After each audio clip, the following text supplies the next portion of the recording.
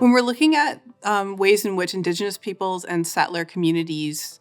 work together or didn't work together, it's important to note that historically, this has often been written about and thought of and spoken about in a way that Indigenous peoples were useful to the settler communities. And that might mean passing along traditional knowledge or being willing to form an alliance that was useful then in a war or battle. What's nice is that we have moved far from this perspective, and academic research continues to push forward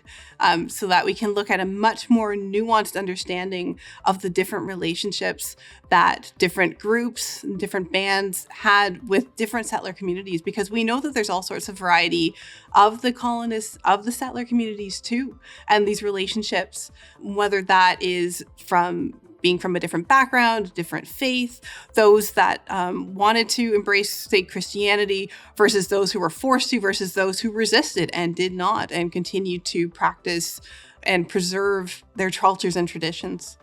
We also have the existence of the Métis people, and this is one of three classifications of Indigenous peoples in Canada. The Métis have a mixed heritage of European and Indigenous, and that might be French and Indigenous, or it might be English and Indigenous. Even there, the definition kind of varies widely, but it is an example of another way in which Indigenous peoples and settler communities, or traders, in some cases, particularly in the French context,